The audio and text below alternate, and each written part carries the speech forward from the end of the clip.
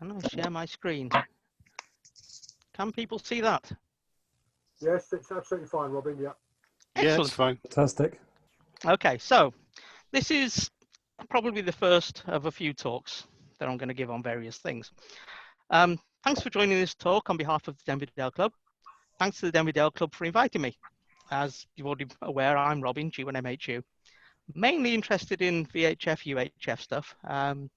Pretty much since I was licensed at school, when I left school and went to college and then got my license. But pretty much I've always been involved with VHF, UHF contesting, bits to do with satellites, bits to do with EME, bits to do with meteor scatter, things like that, rather than getting on with HF. I always thought HF was something I'll do when I'm old and grey and when I can't be going out and standing on top of hills and things. Although I'm doing a bit more of HF now, so I must be getting old and grey. Anyway, so what we're going to do is going to just talk about some stuff. So hopefully I'll give you an inspiration to try some of the things with the VHF, UHF radio equipment. A lot of people are getting on and doing things with contests on Tuesday nights and Thursday nights. So a lot of people have already got some directional antennas and things. But the rest of the time, in the rest of the week, people aren't using the equipment. They don't know what they can use the equipment for. And hopefully this will give people a bit of inspiration to try some other things with the hobby. Okay, so I think what I'll do first, I said I'd do a bit of a chat tour. So I'm just going to unplug the microphone, unplug the camera, sorry. So I'm more into VHF and UHF stuff. So I've got the ICOM 9700 hooked up. It's under computer control for tracking satellites and things, and then there's a HF radio and there's VHF, UHF amplifiers. I'm currently tracking a satellite, so I'm just going to take this outside just to have I'll probably lose audio for a second, unless I can go over to the camera. It's probably going to be horrible audio. Let's go outside and see the antenna that is my music. You may or may not be able to hear me, but anyway. Tomatoes, right, which reply longitudinally half an inch apart. Let's come back in.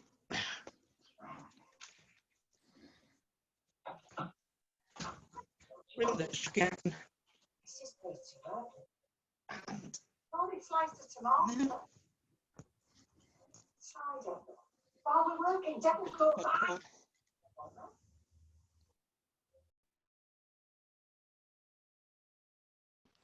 Right, back to the normal audio. So hopefully you got to see a little bit of some of the stuff that I'm doing. Thumbs up if you could see it. Did that work? Yes, maybe. Yeah. Okay. Right. Okay. So let's start with the talk on satellites and things then. Right. Okay. So I don't know if any of you have ever heard things like the International Space Station. Occasionally they do voice chats. They'll just, whoever the cosmonauts or astronauts are, they'll just call out and start playing radio. Robin, I can't hear your audio. What you need to do is to share your computer sound. So if you've got an audio presentation on the computer screen, in the top of your screen, you've got options for controlling the screen share, and there's a drop-down menu. One of them is to turn on share your computer sound. Okay, where's that? Hang on. Top middle of the screen.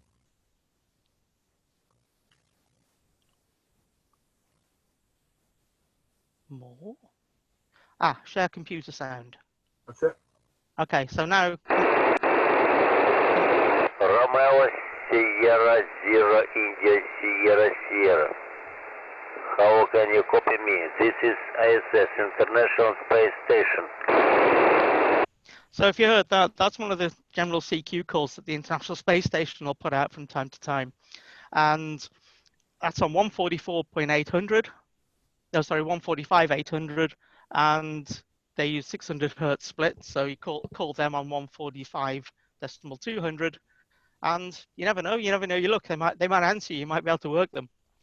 So moving on. What is a satellite? So for the purpose of this talk, it's a device that's launched into orbit in space. It may include amateur radio, FM crossband repeater, a linear transponder for SSB, CW. Other satellites, as we know, are used for photography, surveillance, television, radio broadcasting, global ecology tracking, like global temperatures and that sort of thing, telescopes. And then, of course, we've got the orbiting laboratories, which is WER, MER, and Skylab, and now ISS. So this is the first amateur radio satellite that was launched. This is Oscar 1, which was launched in 1961 on the 12th of December. Powered by batteries, it transmitted a 140 milliwatt beacon on 2 meters for 22 days. So that was the first satellite. And now, after that, it was 5 years after the Russians first put up a satellite. So the most common amateur radio satellites that we have are FM transponders, which is like an FM repeater, single channel, uplink and downlink, FM mode, often needs the rig to be transmitting a CTSS tone. Some may need a brief CTSS tone of a different frequency to initialize the transponder, just a wake up tone. And then we have the linear transponders. Now these have a wide bandwidth and it'll convert maybe 20 kilohertz to 100 kilohertz of spectrum, or even wider in the cases of our new GeoSat, from one band to another. So within that amount of spectrum, you can now allow many QSOs at the same time. So people use narrow bands, CW, SSB. They're usually what we call inverting. So that means if you transmit on USB, downlink will be on USB, on upper sideband. Okay, so let's look at some of these satellites. I mean, in 2000, AO40 was launched, this massive beastie on the left. So obviously AO40, it was the largest ever produced and provided near worldwide coverage, not all at the same time, obviously, but from its 40,000 kilometers orbit. It was equipped with many transponders from 2 meters all the way up to 24 gigs, even carried a laser communication experiment. Then to the right, we got to 1974 AO7, a much smaller satellite. And now the trend is for these much smaller satellites, what we call CubeSats, which UK Cube 1 at the bottom, AO73, and then the bottom right, AO79. And there's lots of those sort of satellites getting launched. Now, reasons are because they're small, compact, they all weigh pretty much the same amount, and they're used for ballast when a rocket's launched, rather than recalculating the payload weight. So if a large rocket's going up and the rocket's already calculated to launch a ton, and the payload itself is 1/4 of a ton, then there's spare space on the rockets, and then that's where these microsats or CubeSats get not free rides but cheap rides.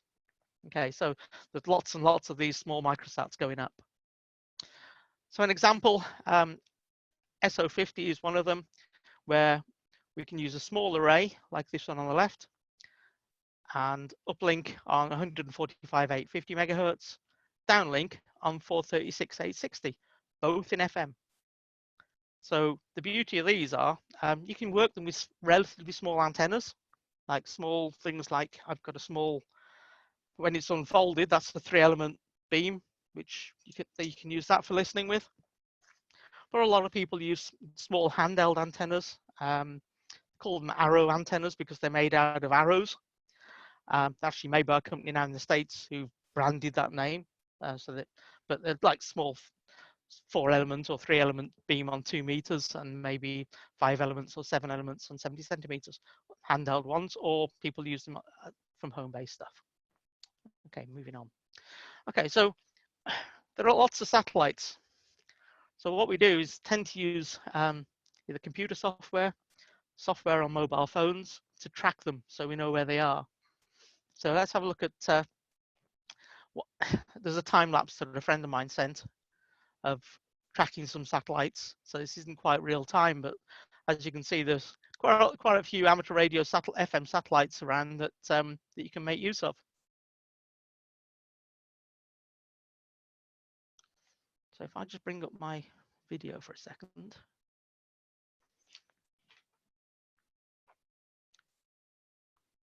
Stop share. So there's even mobile phone apps. So there's this one I use. It's called Heavens Above, and on that Heavens Above app, you just set radio satellites, and it'll give you a list of the next passes of amateur radio satellites. And then you click on the next pass, it'll give you a sort of a map, and it's active. It's got a compass, uses the compass and the gyroscope of your phone, so you can then track that satellite. And if you click on info, it'll tell you the information about that satellite, about what frequencies it's using, what the orbit is, and what it's actually doing. So there's various ways of tracking these satellites. That's just one satellite application. There are lots and lots of others. Right, I'll bring back my screen again. Share screen. Right, okay. Right. So all these satellites, they tend to orbit the planet rather than being geostationary ones like TV satellites. Putting up a satellite into a geostationary orbit is very, very expensive. There's only one at the moment that we can currently use, which is called SHL-2. Now, this one is actually a television and communications transponder, but the guys that run it, along with AMSAT Germany, came to an agreement that one of the television channel slots be available for amateur radio use, which is brilliant. So we have this one geostationary satellite that we can use in Europe. So SHL-2 is a narrowband linear transponder with you use an uplink of 2.4 gigahertz. So a small Yagi or a small dish or whatever you want to use for that. But the downlink is 10 gigahertz, which is very useful to have a downlink up there because a lot of your current satellite dishes are in that region. It's also got a wideband digital transponder, and there's further information on the AMSAT website. So if we go to the AMSAT website, we can get information about what that satellite is, what its footprint is, and then there's lots and lots of training information and information about how to use it, and a great presentation about it as well. So let's see what we can do. So all that information's there. I'm going to be providing, I've already provided these links actually to the club website, but I'll post them up as well at the end of this talk. So this is the Earth as seen from the satellite. So basically anywhere, if you can see the satellite, you can use it. So sorry, North America, unless you're in Maine, you can't see it. But we can up here in the UK, and the rest of Europe can, and Africa, and a bit of Asia over here, and Middle East. Brilliant, isn't it? So there's the Earth coverage. And some of the great bits about it. The receive can be done with just a simple satellite receiver low noise block, a small dish with a cheap SDR or an SDR play or whatever. It's relatively easy, relatively cheap. Sure some of you have got old satellite dishes kicking around, or you can get hold of a cheap second-hand satellite dish, an LMB and an RTL SDR. Now, these LMBs and these SDRs don't tend to be that temperature stable. So some of them have issues with drift. So you can end up, as temperature changes, you can end up following your narrowband stations around a bit. So there are quite a few LMBs that you can buy now, which have got a better reference oscillator. They're designed specifically for the satellite, and they have either a better local oscillator that's more stable, or some of them have a reference input, so you can feed it with 25 megahertz or 10 megahertz from a GPS locked oscillator, or a more stable oscillator anyway, that's in a stable room. Okay, so that's one way of doing it. Another way is using a down converter. So Delta Hotel 2 Victor Alpha in this case has done a down converter, but there are many other ones around. So he's feeding horizontal and vertical signals into the down converter from the LMB, cheap dish, and then the output of that in narrow band goes out to your standard VHF UHF transceiver, and your wideband feed into a satellite receiver for your video stuff. So brilliant, isn't it? And that's relatively cheap, easy way of getting onto Q100. Now, Robin, what size dish would you need to receive that? a normal sort of sky dish, 90 centimeter dish is fine. Cool. 60 centimeters, 18. Yeah, it depends exactly where you are in the country, but Of course. yeah, people are doing it with as little as 60 centimeter dishes. Brilliant. Okay, so we have an online SDR. Now, the BATC, British Amateur Television Group, have got a online narrowband SDR. So let's have a listen, see what we can find. Click to start sound.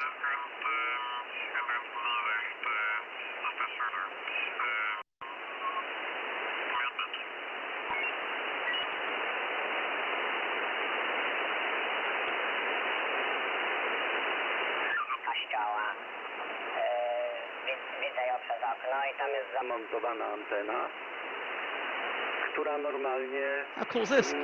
wiesz, promieniuje w moją antenę. I ja... So as we look at the whole waterfall, we've got like having the whole 2-meter band, but up on a satellite. In Arbeit? Nou, ik zeg ja. Ja, sind Sie fit? Nou, ik zeg ja, ik hoop. Ja, hat sie gestorben?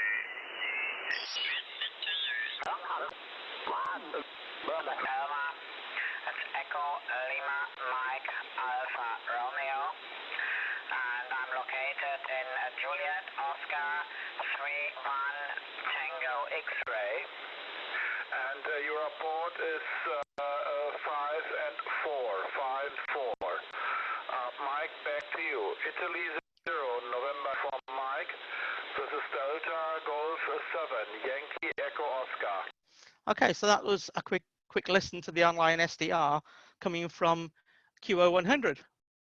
Cool, huh? Could you all hear that okay? Yep, great. Okay. So if you build yourself a transmitter, you could always use the SDR for your receive side.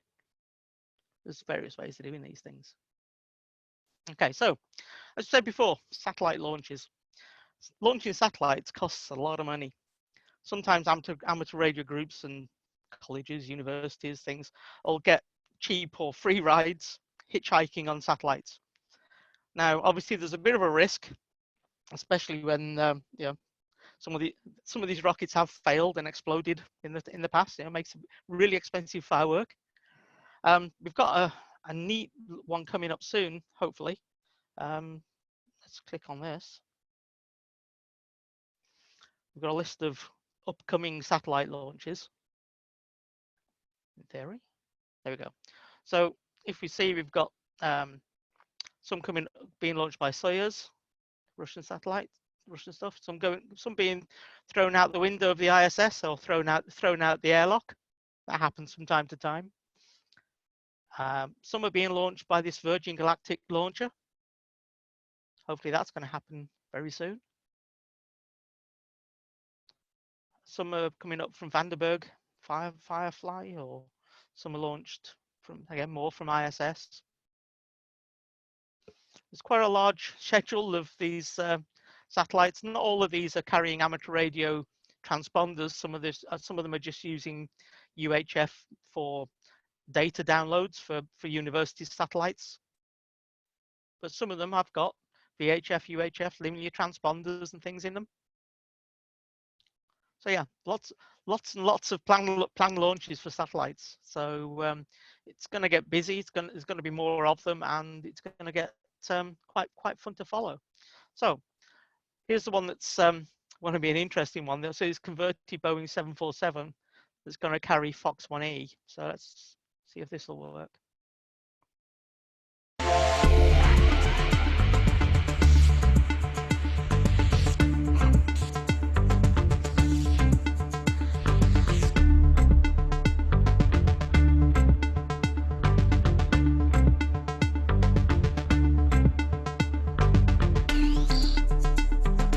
So yeah, so the Fox 1E is going to be hopefully launched on that thing, possibly at the end of this month. So never know how luck. That could be a good one to watch out for. This is the size of Fox 1E, so it's just a small 1U CubeSat with a small antenna that once it's launched and deployed, a fusible link heats up, and that unspirals itself, and that becomes the antenna for that band. And of course, it's covered in solar panels at all sides. Which is why another thing is when you hear these satellites, because they're not very well stabilized, they tend to spin a lot. So you'll hear them switch from horizontal to vertical polarization quite quickly, and you get deep fades and nulls. So it's useful if you've got an antenna with horizontal and vertical polarization that you can move quickly, so you can rotate it to change the polarity, which is yeah, kind of neat when you work in them. So these FM satellites. Currently, that's the current list of FM satellites that are found. There are a few others, but as you can see, we're transmitting in the 2 meter band on this one, and the receive is in 70 centimeters. Some of them are transmit on 70 centimeters, receive on 2 meters. So, and a lot of them you see we've got CTCSS tones you have to program into your handheld or whatever radio you're using. So there's quite a few amateur satellites that we can use with just simple equipment. And by simple equipment, you can go out in the field with a small handheld Yagi, a handheld radio program for these frequencies, and go ahead and work people around the world. Some of these satellites are high enough that you can work North America with them. Some of them are quite low, so that some of them you just work in Europe from the UK. So if you've got a handheld radio, you can get out and work them. You can also use a handheld radio to decode slow scan TV images, but we'll show a bit more of that later. So portable satellite operation. This is Mark 0MJH, working via AO27. India November 70 Juliet Victor. Nice portable activation. Thank you very much for the QSO and 73 from Spain. Bye bye. 73, adios. Thank you. Of course we do. It's just repeaters. CQSat, Mike 0, Mike Juliet Hotel Portable. Bloody Italian, isn't it? Yes, CQSat, Mike 0, Mike Juliet Hotel Portable. Mike 0, Mike Juliet Hotel Portable. CQSat. Mike 0, Mike Juliet Hotel. This is Sierra Quebec 5 Alpha X-ray. Sierra, you are 59 Juliet Oscar, 92 Victor Lima QSL. Yes, Sierra Papa 5 Alpha X-ray Sierra. Thank you, Marcus. I think that was. You are 5 and 9 in Italy Oscar. So that gives you an idea of what can be done with a small handheld array, and that was just with a FT817 using 2.5 watts on SSB. But yeah, I can see some people quizzing the face quizzing at the moment. Have you got any questions at this point? Are we okay to carry on? Yeah, we're okay. Okay. I was just thinking, Russell, you looked like you were burying in your chin. No. Sorry, I was very interested in what you were saying. I played with this sort of stuff a little bit in the 1980s. 77's up, 2 meters down, and it's incredible to see how things have moved on. Yeah, because in those days you had to have large antenna arrays, really sensitive with preamps and all that sort of stuff to hear anything off the older satellites. But these low Earth orbit things, they're so, at 250, 400 miles off the ground, they really don't need those massive antenna arrays. Absolutely, and you would have to have circular polarization, otherwise you would be buggered. Basically. Yeah. Whereas now you can get away with single polarity, and it's great if you can rotate the antenna while it's handheld, because then as that satellite does rotate, you can rotate to meet it. But it's kind of cool. Okay, so brilliant. Sorry, carry on. Okay, so here's some of the things that I would recommend. You can do work satellites with a single radio. But it's best to have a separate one so you can receive and transmit at the same time. the beauty of that is you can hear yourself. So while you're transmitting, you can hear if you're a good signal or not, and then you can rotate the antenna or move the antenna a little bit just to get a peak for a stronger signal. So always rotate the antenna. Avoid tripods unless you really need to use one with these handheld beams, because you just can't rotate and tilt them and turn them quick enough to peak things. It's easier to track, but if you can't hold something in your hand like that, then yeah, fine, use a tripod. Go with what you need. Some people are using tripods, but they're fitting a door hinge to the antenna, so you can rotate the antenna in the door hinge. That's sort of simplicity and stuff, which is it's brilliant, isn't it? Use a voice recorder. Use a voice recorder, or use the voice recorder on your phone, so that all the contacts that you have, you can then log it later. You haven't got to worry about writing down the call sign of the person that you worked, unless you've got a friend sitting next to you that can write it down for you. Mobile phone apps, as I said before, these things, mobile phones, brilliant, because you've got, you know, live sky chart of what satellites are coming. You've got what's, you know, where the ISS is. Search by radio satellites. You can see what satellites are up and coming next. This is a simple free download called Heavens Above. There are loads of other bits of software, by the way. I'm not going to recommend any particular software on here, because that's not what I'm here to do. All I'm saying is look around at the various bits of software that you can download for an Android or for an iPhone.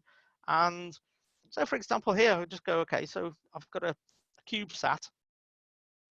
If I click on the info, it tells me, not that you can really read that, but it tells me that what the satellite is, what the orbit is, what frequency it downloads on. When it's going to be available, it's going to be available at 2002. So in a couple of minutes, that one will become available. So brilliant. Right, next thing we'll talk about, the dreaded Doppler shift. Doppler shift, you've all heard it when a fire engine or a police car is coming towards you. You hear its tone change as it's coming towards you, and then it'll change as it goes away from you. Well, exactly the same thing happens with radio. If something's coming towards you, it's transmitting on, say, 144 megahertz. As it comes towards you, that waveform is compressed and the wavelength shortens, so the frequency goes up. So to listen to that, you'd have to tune up a little bit on your radio. And as it goes away from you, you have to tune down a little bit, because it'll shift. And this shift can be quite big. Some of these low Earth orbit satellites are moving at a hell of a rate of knots, and it can be up to 10 kilohertz on the way in and 10 kilohertz on the way out. So a total shift over its pass of, if it was coming in from the horizon and coming right over your head and back to the other horizon, you'd have a total shift of 20 kilohertz, which means you've got to tune your radio. Now, Doppler shift happens more at UHF on the higher frequencies at UHF. So you might have to change by 3 kilohertz on 70 centimeters, but only 1 kilohertz on 2 meters, because of the wavelength difference and squishy squashes and things that are going on. I did say I was going to try and make this not a technical talk. Okay, let's carry on. Right. So because you have to tune your radio, put your radio in the smallest channel step possible. So it's no good having your radio on 12.5 kilohertz channel steps. If your radio will go down to 2.5 kilohertz or 6.5 kilohertz, if it's an FM handheld, or even 1 kilohertz, do that. Make your channel steps as small as possible when you're doing this sort of thing with a portable radio. Obviously, if you've got something like an 817 or something like that strapped to you, then you haven't got to worry about that, because you can go down to 0.1 of a kilohertz. But with these sort of FM handhelds, put the channel steps down to as small as you can get. Okay, so far. So this is the Doppler shift thing. It causes the frequency to change due to relative motion between the operator and the ground. And as we can see, when overhead, you've got 0 Doppler shift, but when it's coming towards you, the signal can be up to 10 kilohertz high, and when it's going away from you, it can be 10 kilohertz low. This is what we sort of said. Doppler shift example, 7.5 kilometers per second, the Doppler can be 9 kilohertz on 70 sems, 3 kilohertz on 2. Okay, so far, I haven't put anybody to sleep yet, have I? No. Okay, moving on. We have a lot of guidance. This talks more about a bit about guiding people where to get information. So go to the AMSAT web pages. There is a document on opening this campaign viruses. I don't mind. I'll get my virus. It's my works computer. So getting started with FM satellites. As you can see, handheld antenna. This guy here. How to do it. How to set up the CT, CSS tones and that sort of stuff. Kind of works. Introduction to satellites from amsat.org. Okay, come on. Come on, my interweb is struggling. Trust me, it's there. Okay, so there's a lot of information about getting started on the AMSAT.org website. Getting started in various bits and pieces, and just basically tells you what to do, baby steps, getting things sorted, getting things in place. Lots of good documentation. See, these guys just working a satellite from a handheld. And a bit more information about what the satellites are and how they get launched and sort of stuff. A bit like a basis of what I took to make this sort of talk, really. Okay, so Facebook groups. There's loads of great Facebook groups for amateur radio satellite advice. The amateur radio satellite service one is one that I use quite a bit. It's a friendly bunch of people. You see, we've got a list of the amateur satellites, and then we scroll down and there's somebody's mobile phone display showing satellite passes. Hey, it's good. But yeah, people download the images. There's loads of video clips on here. There's loads of good information and people sharing their rotator designs for these small antennas. That's actually working. That's kind of neat, isn't it? Someone's a DIY tracking unit. Basically, information that people are doing. So this guy shares how he built the antenna. So you can go away. The information's on here somewhere about how to build that antenna. There's an Arrow handheld antenna hooked up to a Yaesu radio. Someone who's a bit more serious than me with their cross dipoles, cross Yagi. Yeah, so loads of good information. There you go. That's gonna be the best handheld Yagi that I've seen so far. The size of that thing. Wow. Yeah, that's kind of impressive, isn't it? Mine's bigger than yours. Yeah, and then there's loads of good video clips, which I'm going to show that one actually later on. So yeah, loads of really good information on these sites, and the same for the AMSAT one. There's a few other Facebook groups as well, but I don't want to belong to too many. But there's lots of good information in the AMSAT groups. Okay, so recommend you look at these. Right, we did mention about things you can do with the space station because it carries amateur radio systems and there's people up there. It's got ham TV. Ham TV is a download that it does all the time of what there's a camera on the space station and it just broadcasts what the camera's seeing when it's passing. Slow scan television, that happens 2 or 3 times a year. The Russians normally do a couple of events, and then the Americans might do one, and they do FM voice from time to time. I've downloaded a few SSTV images over the past few years. So when I'm downloading them, I just have my system tracking the satellites, which is my rotator system. And then the audio feed comes into a bit of software called SSTV. If you're familiar with slow scan television on shortwave bands and on HF, same software. It uses a mode called PD120. So that means every 120 seconds it transmits an image. They used to do PD180, which was 3 minutes for an image, but now they do it on PD120. And as you can see, the image is coming in. As it got towards the bottom of this image, I started to get a bit of noise because it was leaving the footprint. Again, downloads. And some of the images you get are really actually quite clear and quite good. Some people have got images just as clear as that by holding their handheld radio up to a piece of software running on their mobile phone. So they listen to the satellite and then decode it. I'll show you a decode happening so you know what to listen to in a bit. So some of these pictures are kind of neat. some of them you get noise. That could be noise from our local repeater firing up, or it could be just a polarity issue when the satellite's gone cross polarity with me, or yeah, could be anything. You can see where I've lost the image at the bottom of this one because the space station's gone out of range. It's moving pretty darn quickly. It goes around the planet every 90 minutes. So that's a really clear one. I was impressed with that one. That was in July 2019. And that one, less impressed with that.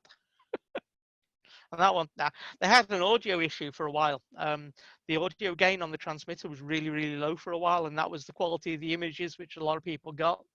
And I did a bit of post-processing. I put it into Audacity and increased the gain and reduced some of the noise and got some slightly better pictures. And people were going, how did you manage to get those pictures? Mine were useless. It's like, yeah, bit of processing.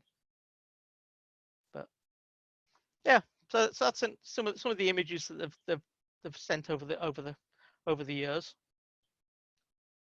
So let's close that. Make sure I'm closing the right thing. Okay, let's go back to that.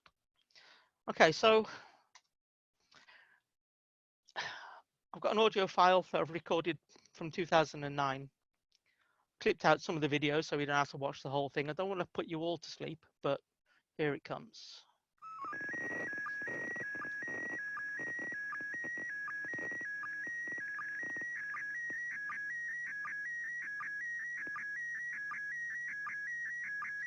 Oops, I broke it. Tried to fast forward it a bit, but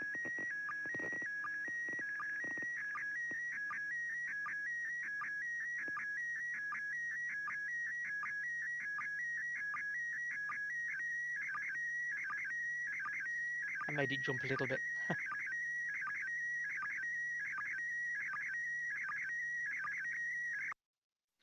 As you can see, the picture comes in line by line, takes 2 minutes to come in, and then after a bit of adjustment, you end up with an image that looks something like that. Okay. Right, come on to the next page. Right, so basically all I'm doing here is I've got my SSTV software listening to the audio from my radio. The PST rotator software that I use tracks where the space station is and moves the antennas for me. And the Doppler shift, you can see here, so at this particular point it's 145.800.301, so not much Doppler shift involved, but the software is also directly controlling the radio, so I can basically set this up, go away, come back in a couple of days, and it's downloaded all my pictures for me. Kind of cheating, but well, it isn't really. It's kind of automating it. So because these things can come in at any time of day or night, depending on where the International Space Station is going to be. Some of these pictures might be coming in at 3 o'clock in the morning or something, and I don't want to be up at 3 o'clock in the morning watching ISS pictures. I'll just have a look in the morning and see what I got. But there you go. That's the sort of thing we can do. Right. So as well as that, we can do voice. So occasionally, International Space Station will talk to schools. They also make random calls also. So when they're over Europe, the downlink is 145.800 on FM, so you can listen with a handheld or a mobile radio, and uplink 145.200. And thanks to Gavin Nesbitt, G1MHU for these clips.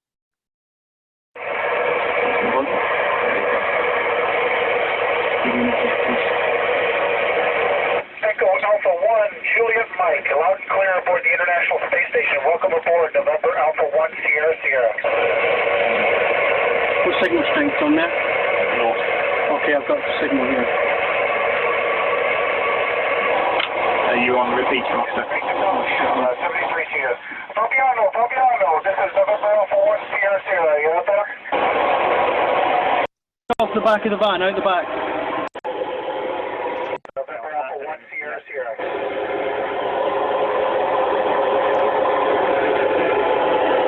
Golf 3, Papa, Yankee, Echo, portable.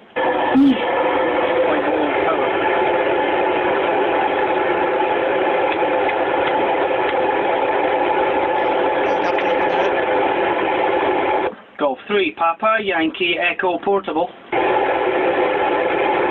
Out of Portugal. Zero, we've got you loud and clear aboard the space station, November Alpha 1 Sierra Sierra. Golf 3, Papa, Yankee Echo Portable. Nice to hear you. You're 5959, just outside Cambridge, over. Just outside of Cambridge, we've got you loud and clear. Great to talk to you. 73 to you. Have a great weekend. So there you go. So that was that one. And here's one of the school broadcasts.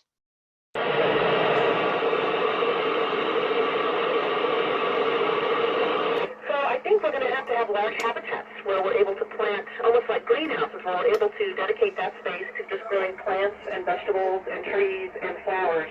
The Martian atmosphere, certainly the soil is not very habitable.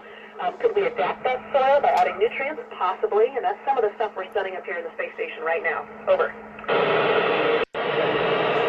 So some people will have back pain the first week or so, and then they quickly adapt to that. But that's how we get taller up here. Over. So as you can see, you can listen to the satellites, you can listen to this space station just with a handheld radio. You don't need this high-end equipment to listen to it. Right. So, but it helps. So if you do have a shack system, if you've been setting up your station at home so that you can work contests and things, after the contest finished, try sticking your antennas, if you can elevate them to about somewhere between 30 and 60 degrees, you'll get probably 60% of the satellite passes. Because obviously you've been with your antennas, not just that, it's quite wide actually. So the consensus is if you've got a directional antenna, then just elevate them and leave them elevated and see what you can do. There's also some folks using fixed antennas, like what they call egg beaters, which is like it looks like an egg beater type thing because they've got more quite a high angle of radiation compared to just a dipole or a vertical, or by filling your helixes and disc cones and things as well. So there are fixed antennas that some people use. And also there's a lot of nice posh SSB radios that have been designed for satellite operation, such as the IC9700, the older 910, the Kenwood TS2000. They've also got a satellite mode, so that when you're changing the VFO of the one band, the other band will track with it and stuff like that as well. And they can also be controlled by PC software for Doppler shift and stuff. And also with full duplex radios, so with a pair of headphones on, you can hear your own transmission coming back, so you know you're a good signal, and you know where the other guy's going to call you back because you found yourself. That's also a good trick. If you're on one of these linear satellites, you really do need to be able to hear yourself so that you know where the other guy's going to come back to you. If you don't have a radio with a band scope, the radios with band scopes like these ICOMs and stuff that I've got here are great because you can see on the waterfall where the activity is. But if you don't have a band scope, then get one of these things, an SDR Play or a FunCube dongle or another type, cheap SDR dongle, and use that as the receiver. It's good enough. It's plenty good enough. You might want to put a preamp up there for it, but gives you a great advantage in finding signals. So on here we've got sdrplay.com and FunCube dongle. The FunCube dongle Pro was actually designed specifically for satellite reception, for decoding data and such things in school projects, but they're relatively cheap. To be honest, they've got quite a narrow bandwidth compared to the bandwidth of this thing. So for a similar cost, I'd probably go for the SDR Play. But the FunCube dongle has got some advantages. It can drive an external preamp. It's got better filtering, but as I say, it's narrow bandwidth. But there's information there on the AMSAT website about it. Okay. So shack systems, preamps. I did mention preamps. It can help to have a master preamp, especially with some of these weak signal SSB satellites. Some of the older satellites like Oscar 7 are still up and running. They're still usable. They've been up and running since the 70s and 80s, but they're still workable. So for those ones, because they have quite a high elliptical orbit, they're not these low Earth orbit things that these CubeSats are doing. it's useful to have preamps so that you can pick the signals up out the noise with those. TX power, don't need that much. 5 to 10 watts is normal. Don't use too much power. If you use too much power on a linear satellite, you'll end up swamping it, and you won't be very popular with the other guys because, okay, everybody will hear you, but nobody else will be able to use the satellite. So don't monopolize it. You'll become very popular if you do. So don't use high power amplifiers. Give everybody else a chance as well. Start with low budget antennas, but then if you decide to get more seriously involved, if you do want to go for the sort of ultimate satellite antennas, then invest in circular polarized stuff, as I think it was Russell mentioned earlier on. But then if you go for a cross-Yagi with a switch phasing arrangement with relays and things, you can switch between left-hand circular, right-hand circular, and also use them for vertical and horizontal polarization as well. So that might be the best way, the best compromise. But yeah, we're doing okay so far. Here's a small satellite antenna that M1BXF uses in a time lapse of tracking some satellites. So you say these systems don't have to be massive. They don't have to be high up. You don't have to have it on the roof of your house. You can have it on a small tripod in your back garden. Okay, next. Here's a satellite pass of XW2B. It's a microsat. It's one of these CubeSats on May the 7th. If it's going to launch.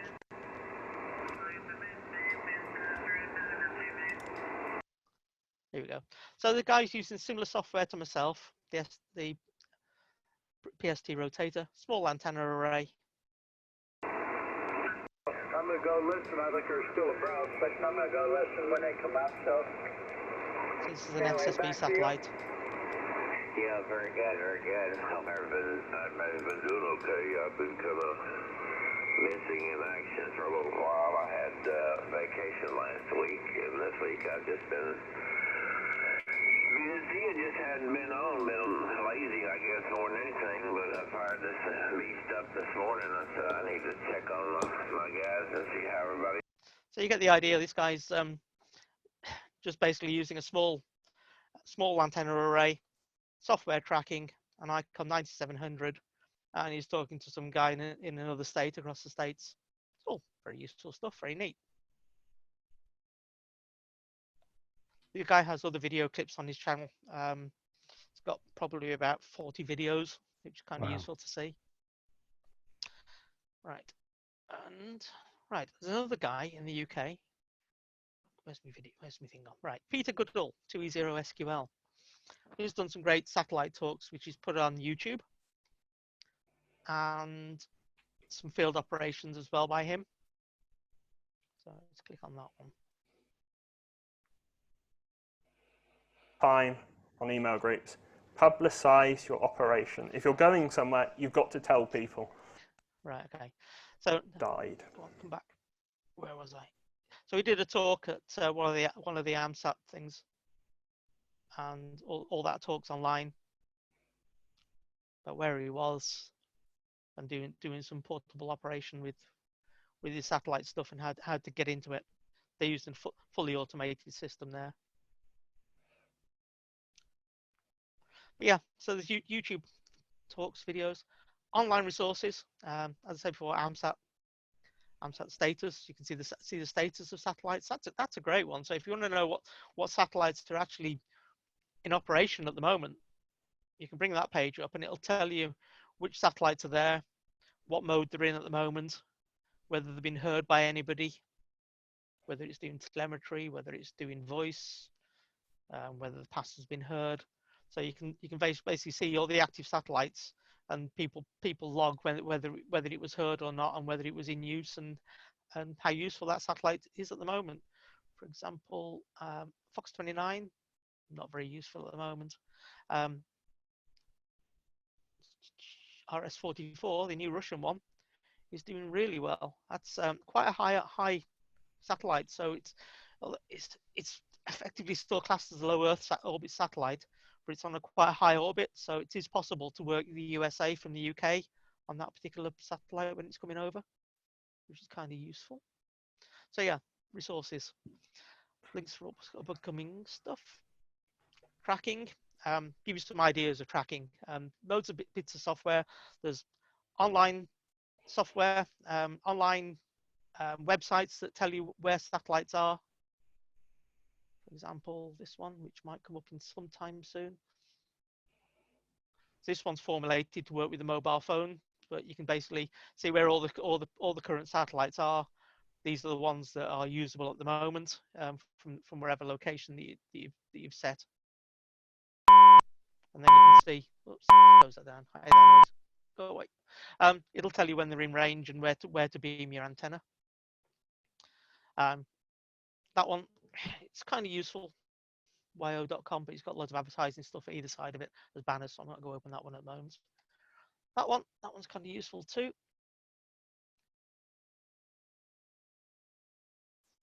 Again, you can say, okay, what do I want to see? And from his satellite list, you can basically click on a satellite and you can view it, or you can track that satellite now. And it'll plot where the satellite is. And you can put your location in, etc., and it'll plot all the directions and things and whatever else you need for it. That's kind of useful. Another useful resource. Software, PST Rotator is what I'm using, but a lot of people use SAT PC32, Ham Radio Deluxe, Orbitron, mobile phone apps. Right. Wow. Almost an hour. Wow, that was impressive. I thought it might take about an hour. So I've put some stuff into here about anybody done any EME. Obviously, once you've got antennas that you can elevate and you can point up in the air, then you can bounce signals off the moon. 50 watts to a small Yagi to some of the big guys like HB9Q, you can work them. Even without elevation at moonrise and moonset, you get this bonus ground game thing. You can work them too. So there's a pile of links about how to get into EME. I'll make sure that this presentation and all the links are already on the Denby Dale website. But I think I'll have to come back and do another talk which goes into some of this stuff in more detail. More EME links, lots more, about how people use like HB9Q logger, how people use online chat things to organize their EME contacts, information about planning and who's online and that sort of stuff. Meteor scatter, again, you've got a directional antenna. If you've got a bit of power, do some meteor scatter. Meteors are there pretty much all the time. So you can go on OM4KST or Ping Jockey, make a sched with somebody, you'll tell them where you're calling, or do some random CQing on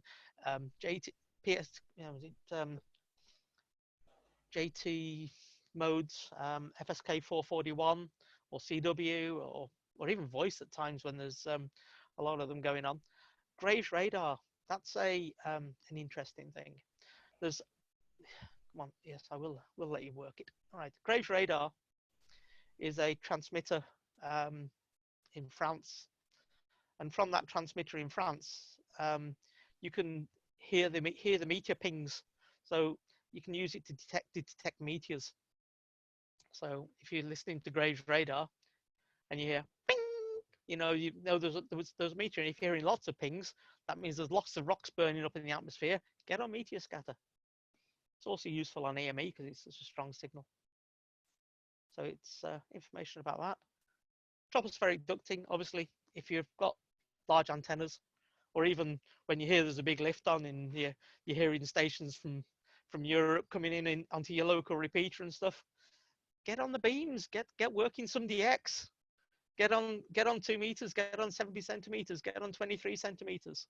There's a brilliant talk by Gordon West, WB60NOA, which he's done on YouTube recently for tropospheric ducting and what it is and how it affects radio and visible things as well. Aircraft scatter. Anybody ever bounced a signal off an aircraft? Happens more often than you think. A lot of the time you might hear somebody in France or something on 2 meters FM and you think, that's weird. And you might think it's sporadic E or something, but no, or tropo, but a lot of the time it's not. A lot of the time they've just bounced a signal off an aircraft that's passed between you. So there's brilliant software called Air Scout, and it basically tracks all the, it uses all the positional data from aircraft and hang on, screenshots. It'll actually allow you to predict between your location and somebody else's location when there's going to be an aircraft passing that is usable and useful. So that's kind of a neat part of the hobby too. Whoops. DX maps. A lot of the time you don't know there's DX going on 2 meters or 70 centimeters. So what I'll do is regularly while I'm sitting in the lounge, I'll go, oh, I'll just have a quick check, see if there's any DX about tonight, to see whether it's worth going into the Radio Shack. So I'll go in here, go to Europe, look at say 2 meters, and go, is the band dead? Yeah, pretty much. Anything going on 6? Oh, we have a 6 meter opening down there. Oh, M0PNN is a mate of mine. Yes, it's yeah. So there's a bit of stuff going on, a bit of sporadic E on 6. 10's probably open as well then if 6 is. Yeah, in the south. So there you go. So that's another very, very useful resource. Right, I think that's the end of my sort of presentation. Yay! So hopefully I didn't put anybody to sleep. I tried to keep it relatively basic, but we can open up for general chat now if you wish. Anyone's got any questions? Yeah, Robin, that was absolutely excellent. So who wants to go first with the question to Robin? Stick your hand up. Yeah, Kevin Moore. No, speaker once. Kevin Moore, did you want to speak? W7 and HP? Can't hear your audio, Kevin. I'll ask a question. Yeah, go on, fire away. Hi, Ian. Have you any news about the new equipment that's gone up to the International Space Station? Now, they used to run the repeater in talk-through, which I always enjoyed, and I wondered if you'd heard anything, if they're ever going to do that again, or I haven't. I've news? no real information coming out of what they're doing. I know the equipment is up there. I believe it's in situ because they were going to use it they did use it on one of the school things the other day. So it's up there and it's working, but I don't know if they actually intend to have it in any sort of voice repeater mode. I believe that the APRS is working again, but other than that, I don't know. I don't know what their schedules are. I know they haven't got many. I know they haven't got many people up there at the moment, and I don't know if they've got any. The Russians that are there have got much free time to do anything with amateur radio. But we never know. There's going to be more astronauts going up soon, aren't there? When SpaceX get their launch up there, then if one of them's an active radio amateur, they might go and play. Okay, thanks. Thanks for the talk. Yeah, no problem, Ian. Nice to hear you. Robin. Hello. Claire, with my dad, G3XAS. Can you tell me what that mobile satellite app name was again, so I can get it on my Okay, the mobile app, the satellite app that I'm currently using on here is called Heavens Above. Heavens Above. Yeah, and all I do is launch. If I switch cameras, it might be a bit better. If I start my video on the other camera. Come on, camera. Mirror it, right. Robin. It's mirrored. Yeah, okay. I can't spot that. But yeah, okay. So it's Heavens Above, and when you launch the software, there's a menu list, and one of the menu items at the bottom is called Radio Satellites. Okay. And just tap that, and it brings up the amateur radio satellite list, and the next pass is at the top. Brilliant. Click on it, tap it once, it'll show where it is, and then you can click Orbit to get the map, get the orbit of it. Or you can click info to get the information from it. Brilliant, thank you. But there are other amateur radio and other tracking applications for satellites, but that's just the one I prefer to use. Okay, I'll have a look, mate. Thanks. Okay. Any other questions? Yeah, Stevie B, G4PSS. Yeah, good evening, Robin. And firstly, thank you very much for your time and incredibly interesting presentation. My big question is polarization, left or right. If you have an antenna that's capable of doing both, which one of those polarizations is often used in satellite telemetry? From what I'm seeing, most people are using right-hand circular, but it doesn't really matter because the satellite itself is using linear polarization. Right. So it's a case of really fine-tuning depending on which of those works best for you if the satellite is at the time it's vertically polarized, yeah. So your circular polarized antenna is going to be 3 dB down on if you were vertically polarized. Yeah. Yeah. But if once that satellite's rotating, and now the satellite is horizontal, you're still only 3 dB down on what a single antenna would be, which is a lot better than being 20 dB down by having a cross polarized antenna. Yeah. Okay. So can the software in your it's only the microwave transponders that actually run with a left-hand or right-hand circular antenna. Okay, well, that's interesting. Right. The VHF, UHF ones, they tend to just have a it's just effectively a dipole. Right. Okay, you've answered my question. Thank you. Okay. Thanks, so Stevie. Okay. Right, anyone else with a question to Robin? I've got one here, if that's okay. Okay. Far away. So how do you know when there's an SSTV downlink from the ISS? Is it a published schedule? Is it constant, or is it only those Facebook groups I mentioned are brilliant because loads of people put on those Facebook groups when one's up and coming. Yeah. But there is a Russian amateur radio page for their activations, and also AMSAT USA. They publish the activations that are going to be done by the American astronauts. But to be honest, I just find that I tend to know about a month in advance just from the Facebook groups. Lovely, thank you very much. Okay, great. And the other thing with that as well is there is a web the Russian ones. Once there's a web page that you upload your pictures to that you've downloaded, and for each of the activations, the pictures you upload, you'll be able to download a certificate, so you can have a nice certificate to put on your wall. Cool. So that's kind of neat too. Right, any other questions? Yes, I have a question. Okay. Hi, Christoph, Oscar November 1 Alfa Romeo Fox from Belgium. Concerning the Q100 satellite, what I noticed that if you listen to the satellite, that you hear voice, SSB, and there is a little bit of slow scan TV, but for the rest it seems to be nothing else. It's kind of strange. You have a linear transponder and it's only used for voice and SSTV and nothing else. Yeah, I heard some guys doing CW. Just easy, I suppose. Because it's there, it's not necessarily a weak signal, so there's no real need to do things like FT8 on it or anything, because you can just do voice with low power. It is effectively a fixed. It's the repeater effectively, so it's easy. Digital voice over that satellite.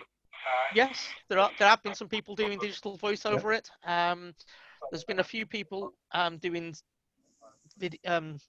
video fast scan television over it in the wideband section of it. But yeah, there's lots of things you can do. If you as a group of friends want to do some transmit some use it as an experimental data link or for video or anything, you can do. I've heard a few stations doing CW, but not many. Most people, as you say, are using SSB voice. Okay, thank you. I guess it's just it's easy. I have a question. Okay. Jeff, hello. Hi, Jeff. Hi. Hi, Robin. Thank you very much. Very interesting talk. I have a question about Doppler shift. Yep. If you are in the field on an SSB satellite, what is the best strategy to change your upload? That's what I do, change my uplink and keep my downlink the same. So I only change my uplink. Sometimes it works, but sometimes it doesn't. Is that a good strategy, or what do you suggest? A lot of people say just only change your uplink. Yeah. I would, depending on how fast it's changing. If you're uplinking on 70 centimeters, yes, right. Then obviously you want the signal to come from the satellite. You want that to be the thing that's stable, which you'll be coming down on 2 meters. And as the Doppler shift is higher on 70 centimeters, then change your uplink. Okay. Like you're doing, yeah, because you don't want the person that's listening to you to have to tune around too much to listen to you. Yeah, yeah. So you basically want to keep your. You don't know where in the planet the person is that you're talking to. You don't know how much Doppler shift they've got, whether theirs is going up or down, do you? Yes, yes. Because it's relative to them. So what you need to do is try and hit that same frequency spot on the satellite itself. Yeah. So you change your frequency to match where the satellite's listening to you. Okay. So you're doing the correct thing by changing your transmitter. Just two little tips. I have the 9700. I have as well, yeah. Yeah, I'm using the page up, page down thing on the microphone to send CW, the dits and the dats, yes, to find myself. And I put in the, you can find that in the menu, I put the side from the CW on the lower sideband. So if I find myself and I switch to LSB, I'm on the spot. Yeah, so I do the same, but I just use CWR. Okay, I do CWL.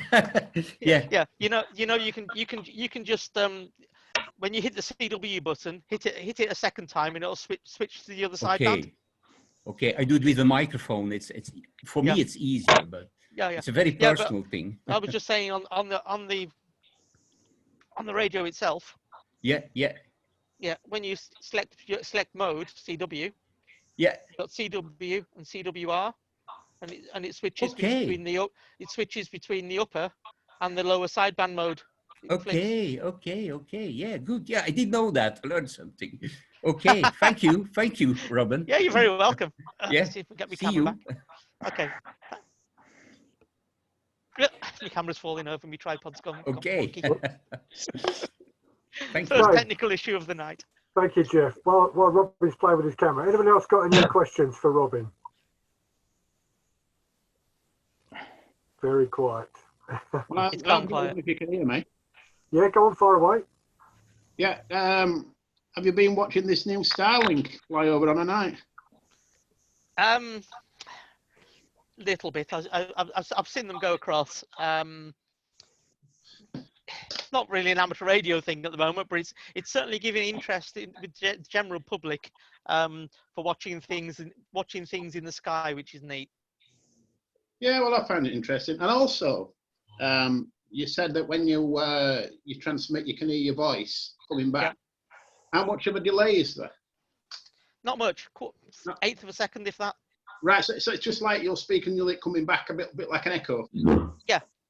It's only sorry if I disappear. My battery's on the blink. I'm going to disappear at any moment. If you're doing voice off the moon, you've got 2.4 seconds or 2.8 between 2.4 and 2.8 second delay, but that's off the moon. But normally just off one of these low Earth orbit satellites, you've spoken to somebody in the States, haven't you, on the phone, and you heard a bit of sometimes you hear your own echo a little bit afterwards. That's about the same sort of delay that you're going to get. People here, actually. You never know where our signal's going. Yeah. Right, thanks, Robin.